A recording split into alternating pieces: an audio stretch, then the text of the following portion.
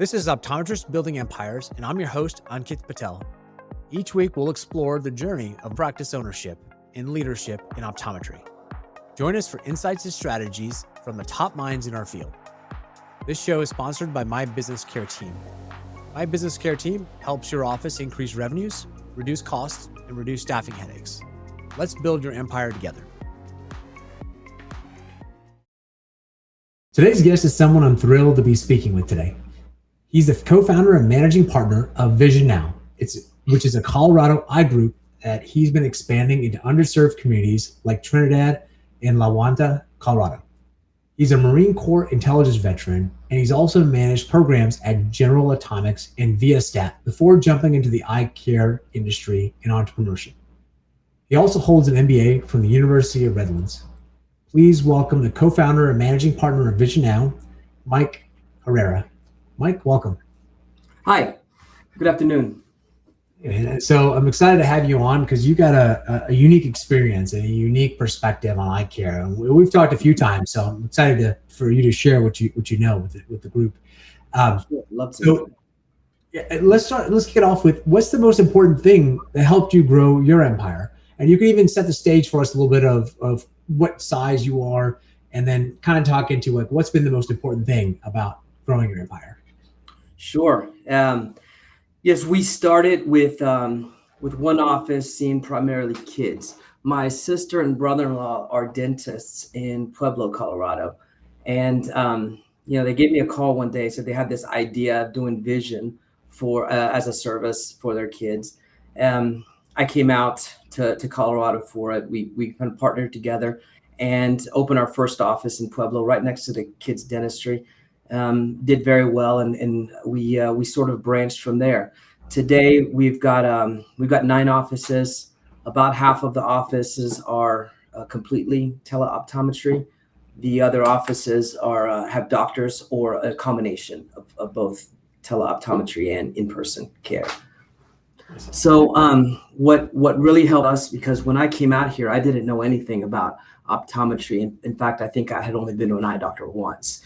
So we were just able to find very good people. There was a big dental vision group here in Colorado that we found a practice lead who had worked there. So we just kind of inherited a lot of knowledge, and doing kids eye care is probably one of the easier things to do. Nice. So for us, it's just finding the right people. Yeah, and so. Let's talk about that a little bit. So I think you actually didn't have the optometry experience in the background. So what did you run into that you didn't expect? I imagine it was a lot, but you grew from 1 to 9 locations.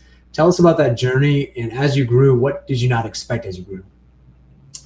Okay, well, I would say recently, within the last 2 years, what we've really experienced is some of the pains of scaling or growing too quickly. So it's easy to open up offices, but we found ourselves last year with a lot of offices that were still new and growing, and an environment that had changed with insurance reimbursements and things like that. So last year and kind of coming in this year was a wake-up call, and we stopped opening offices for a while and kind of focused on our infrastructure a lot more. So I didn't expect that. I didn't expect to see some of these challenges several years in. And it's people, it's managing people and the system. So we come up with great systems. We have a lot of great systems. We have a knowledge base, but what's difficult is implementing and keeping our thumb on these systems. That's been the biggest challenge. It's interesting. We did a presentation, a couple of webinar on how, as you scale, margin actually decreases. So you might make I'm making this number up, 40% margin on your first location or $500,000, right? And it's great. And when you get to your 6th, 7th, 8th, 9th, you might be closer to 15% margin or 10% margin, and a good year. because of a lot of different reasons. But that's sort of like, there's been studies done on that, and that just sort of happens with scale. So it sounds like you guys are kind of hit that wall a little bit of like margins are a little tighter, and it's just you have to really operate tightly so that you maintain margins to be able to grow. Sure. Yeah, I would agree with that 100%. Your management team has to grow. You have to have people who, operations leaders and that kind of thing. So. Yeah. And so let's talk about those systems a little bit. What do you think works really well with the systems as you grew? Talk to us about like from 1 to 2 to 7 to 9. What changed about those systems? What started working out well but didn't work well as you grew, and what didn't work out well that maybe you had to have when you were larger? Yeah, talk about some of those things. Yeah, no, of course. So I recognized right away that we didn't want to build this on tribal knowledge. So one of the good things, I think the smart things we did right away is we established an online knowledge base. It's very easy for employees to, at their fingertips to pull up systems. When somebody asks, hey, I forgot how to do this, how this recall system works, it's we don't have to spend the time to re-explain. We just send them a link to the knowledge base. So that was one of the good things we did. Our challenges have been, trying to structure our organization to support these offices. What we've found, where we've kind of found works is, we don't have a ton of locations. We've got 9 locations, so we don't have like regional managers and that kind of stuff, and they're all fairly close to each other. So we have operations leaders, and those are our most versatile, strongest employees, and all of our team really started as vision techs. So it's kind of cool that we get a solid vision tech, then they learn the lab, and they learn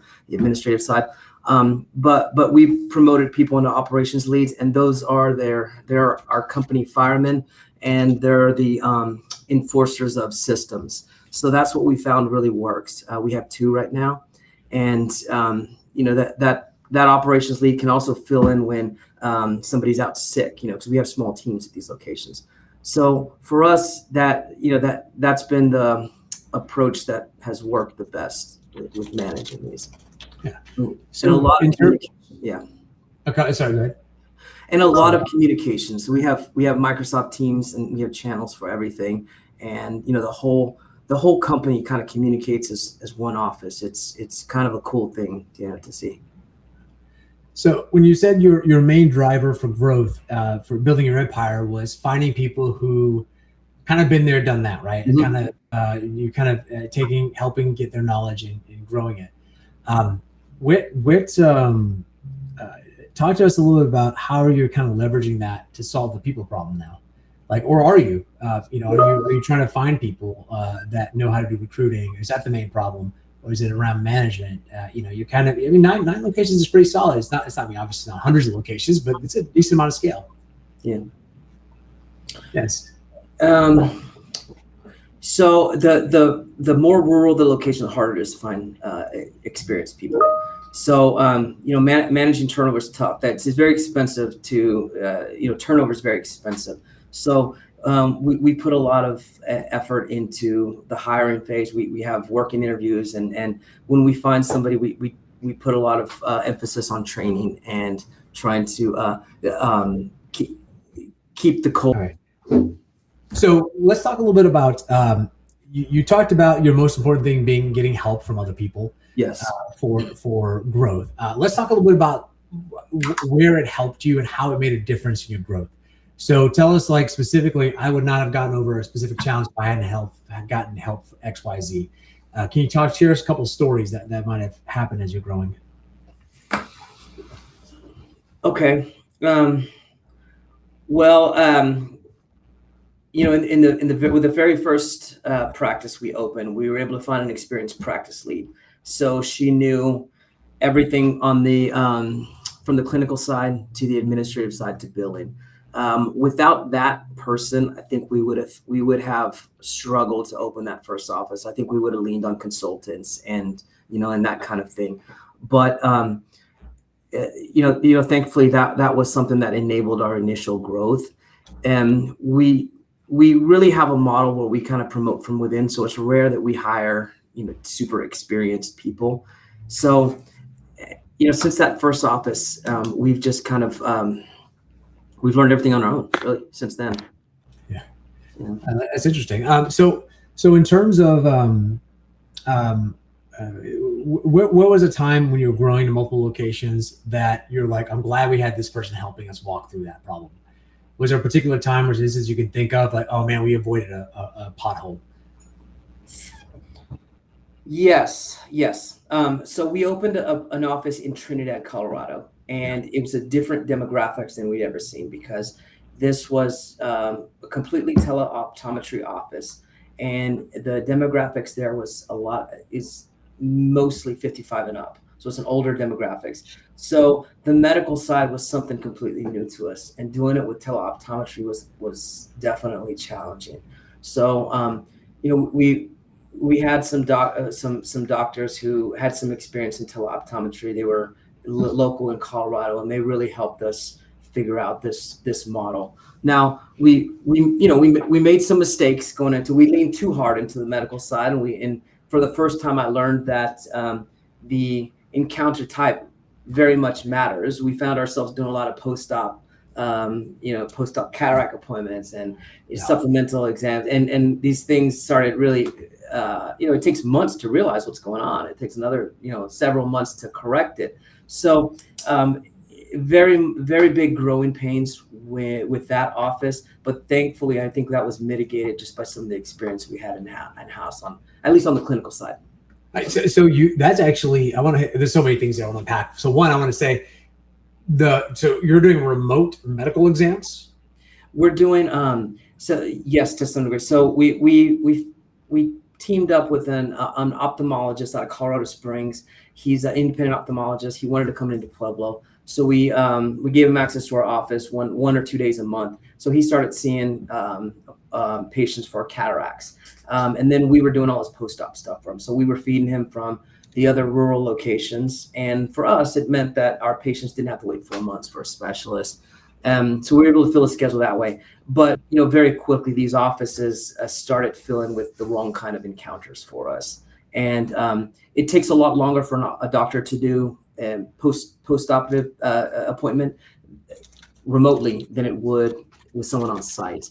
So that's what we were doing. We also had we're also doing a little bit of glaucoma management, on our side as well, and with the nature of the patients in this office in Trinidad, we do a lot of medical exams. Yeah, and so it's super interesting. It's at some point, I don't know if you have much experience, because I'm curious. Remote exams usually see them in optometry just for refractions. You don't really see them for medical. So it sounds like you do have a doctor in place for medicals. But you do some medicals remote that you can do, right? Are there specific codes that work better remote or not, or just curious? That I couldn't really answer that one on those pieces of it. We have, so with our exams, we don't dilate for remote exams, of course, but so we have an Optos or another wide field of view retinal camera at these locations. So that's what we use in lieu of dilation. Gotcha. And you've got a unique perspective, right? You're not from the industry. You kind of just came in, and your partners are dental, right? And so it's a little bit adjacent industry. Sure. Why optometry versus sticking with dental, right? Why come into optometry? Why grow in optometry? Yeah.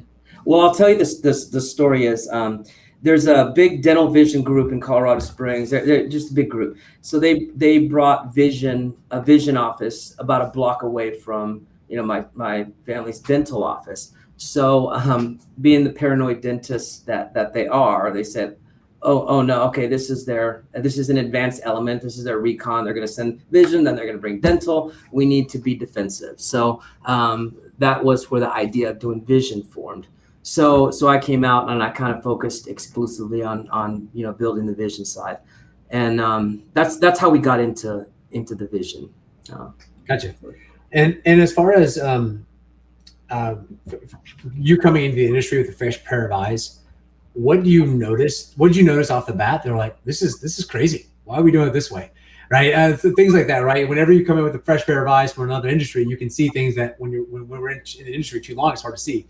I'm curious about your initial impressions about the industry, and it was amazing, or, this is crazy. Like, what were some of the things that are like just seem kind of different perspective from what the mainstream crowd was saying in optometry?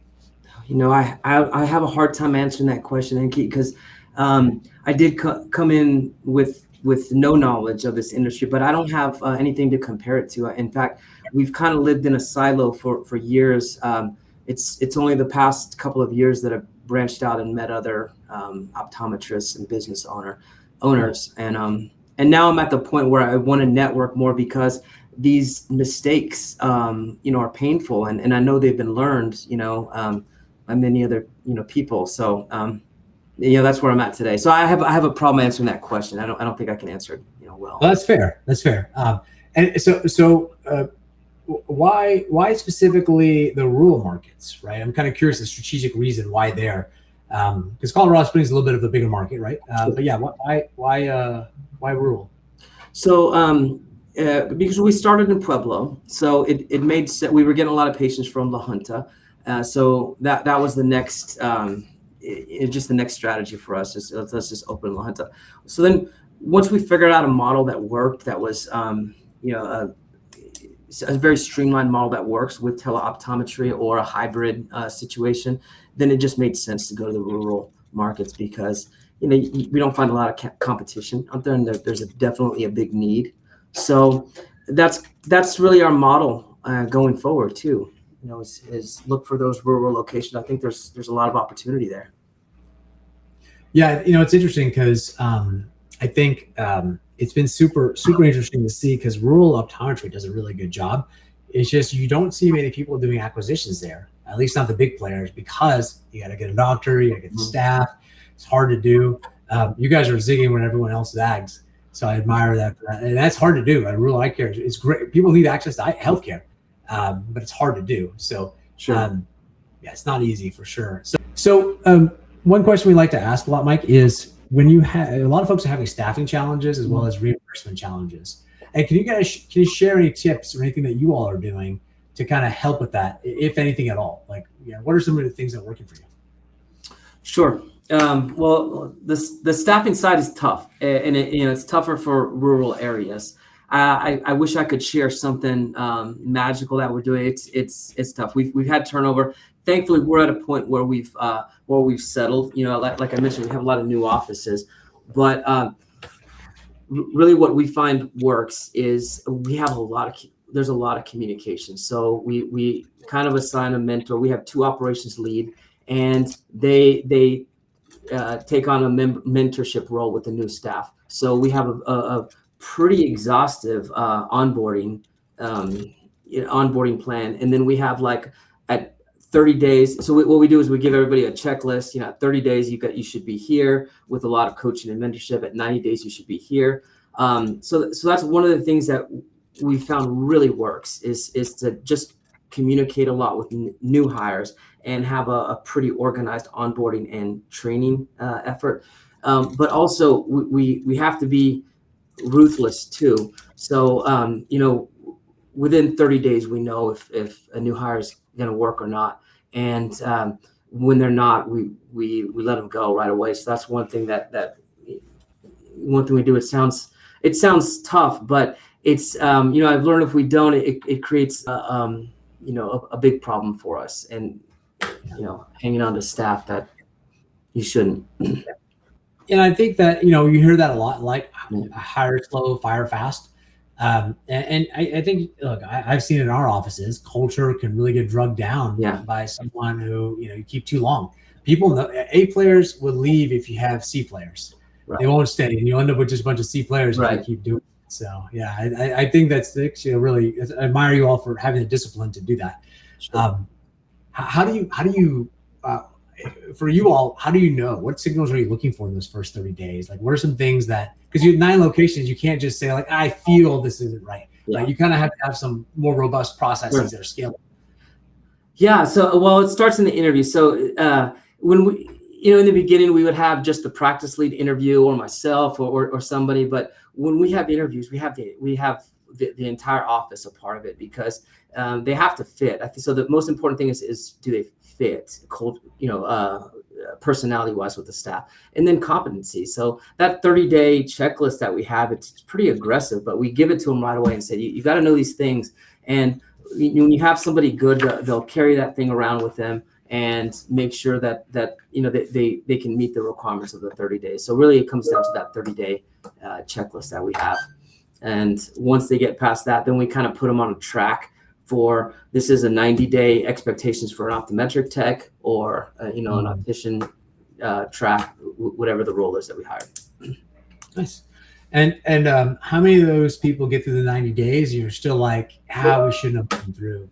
Or is it a pretty high percentage that are like, okay, they made it through this rigor and they're good? Yeah, no, once after 3 months, it's a turnover drops. We usually retain people, and it's painful to lose people at rural location. When you have an office of 3 people, it's painful. So we spend a lot of time in the hire, and we have several working interviews, and then we have to be cutthroat when we do hire and make sure that they're the right fit. Do you have certain behaviors and certain values you look for, or is it kind of defined? I know some offices actually have values defined. Do you guys look at that at all from a behavioral standpoint? No, we don't. We don't. I wish we had. I wish I had a better answer, but yeah. Well, you've had a lot of success not doing it, right? So it's interesting to see all these people, because the usual what do you call it? The zeitgeist is like, oh, you got to have your values, you got to tell people this, you got to have the behaviors, right? You're like, no, we're having good success without doing that, by looking at the job functions, and then just understanding how they interact with people, right? And so that's interesting. I like that a lot, because whatever you're doing in your process seems to be producing really good candidates. So I think that's a really cool insight you guys have there. So let's shift gears a little bit. What are you most excited about for either your company or the industry in the future? Like, I'll let you define that however you want, and you can take that wherever you like. Well, I mean, what excites me is growth. That's the best part of this job. So this year has been exciting too. We haven't grown well, except for this office. So I'm in the Kansas City office. We just opened this one, but really we've been internal this year, and I think for over the next year or two, we may just focus on our these 9 locations and really strengthening them and our systems. I've in the beginning, we were doing well. I wasn't focused on the all of the details, like really lowering cost of goods and all of our systems. When life is good, you just kind of focus on growing. So I've had the opportunity to learn the other side of it, and I think it's made us a lot stronger, better operators. That's for sure. We've spent months negotiating better prices for cost of goods. We've really ironed out systems that kind of lapsed. We've kind of leaned into technology to help improve our workflows. And I think if we didn't go through some struggles, I don't think we would have focused on those pieces. Yeah. So in terms of looking at growth, are you guys looking, like, I know you don't have to share everything, right? Some of that might be confidential. When you say growth, what does that mean for you guys? You're looking at more like Colorado, staying rural, maybe going to other states. Again, you don't have to share anything that's confidential, but I'm curious what you guys are looking forward to. Sure. Well, I'll share. I think growth for us looks like there may be some growth here in Colorado, but I'd like to go to Alaska or Mexico or something like that. So I think that excites me. That excites me the most. I like that. I want to go where I want on vacation. Right? Like let's go to some camping sites out there. Yeah, I like that. Alaska is definitely a venture. So it's a little quick side story. The first practice we bought it from a doctor who ended up moving to Alaska. And he still practices there too. Yeah, so it's pretty interesting. I think there's a lot of opportunity there. You talk about rural healthcare. Yeah. Alaska is definitely rural.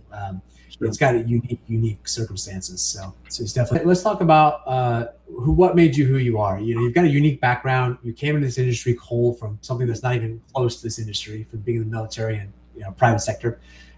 Can you share with us a story that made you who you are? So it could have been something in the military, it could have been before that, after that, but a story that really stuck with you that kind of was formative for you.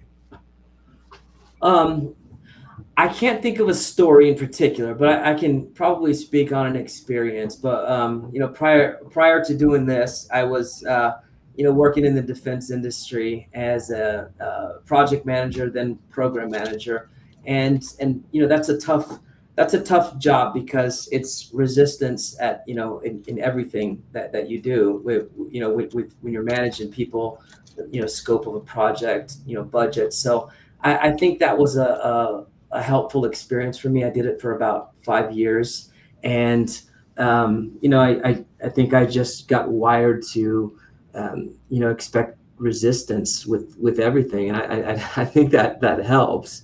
Um, I think that helps quite a bit. I think that helps shape me. That's probably the most insightful thing I think I've heard from most of our podcasts is, hey, I just got used to taking resistance and understand that it's almost like a fact of life and not like an annoyance. Sure. Yeah. No. It's true with in a role where you're a project manager, program manager, especially in the defense industry. The other thing is you start looking forward, looking at risk, in everything that you do. So I still apply that today. Anytime.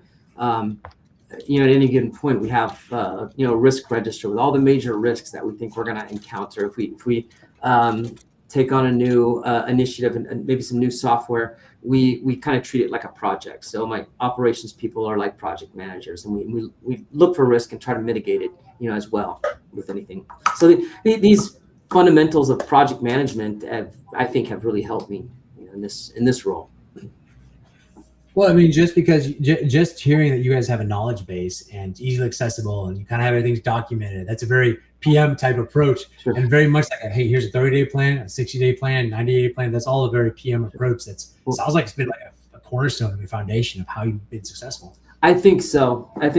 I will tell you that one of the big challenges personally for me when I came here, as a different person, 7 or 8 years ago, I had only known the defense industry, and coming out here, it's a different demographics, with our employees, and that was a tough lesson. It took me a couple of years to rewire myself and I guess learn better how to manage with honey and versus the hammer, and that was tough. That was a really tough experience, for me.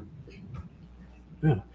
So what advice would you give to your younger self? Like, let's say you're either out of the military or out of grad school. You get to pick. Usually I say out of OD school, but since you're not a doctor, we'll let you pick when you want to give yourself advice. So knowing what you know now, what would you give younger Mike advice? I would just find good people. Find really good people and trust them. I think that's been one of the keys to our success is we find good people and just get out of their way for the most part. How do you develop that trust? Like, was that something that's always innate? You're like, because there's so many times you're like, well, I trust you. Well, you broke my trust. You didn't do what I asked, right? Like, how do you know you can let go of the reins or trust people? Like, sure. How do you judge that? Well, it doesn't always work. We trusted the wrong people plenty of times, but I think it's a good general approach. For the most part, people surprise you. I think if we spend some effort trying to find the right people and just give them some autonomy, and it generally goes in our favor. Not always, but yeah, I like that. Yeah. Well, cool. Well, Mike, if people want to reach out to you, learn more, maybe get some of your checklists, if you're willing to share that, where can people find you? On LinkedIn. I've been spending a little bit more time on LinkedIn. Yeah, and we'll put your LinkedIn connection link in the show notes. Okay, sure. Yeah, I love making friends and connections on LinkedIn, and I learn a lot. Awesome. Well, Mike, thank you again for being on the show. Yeah. Thank you for letting me. Yeah, and thank you, audience. If you learned something or laughed, please share the podcast with a friend, and please make sure to hit the subscribe button so you never miss an episode. If you look at the meeting link in the show notes and book an appointment with me, I'll send you a free copy of my book, Optometry Redefined. Thank you again, Mike, for being a guest on the show, and this has been another exciting episode of Optometrists Building Empires. We'll see you next time. Thanks. That's a wrap on another episode of Optometrists Building Empires. Thanks for joining. For show notes and more, visit buildingempires.live. This show is proudly sponsored by My Business Care Team. My Business Care Team was born out of staffing challenges my wife and I faced together, managing multiple optometry locations. We refined our approach at Classic Vision Care and now offer our expertise to others. If you're experiencing challenges with staffing and you'd like to set up a discovery call, we'd be happy to help you and connect you with the right resources. We'll see you next time.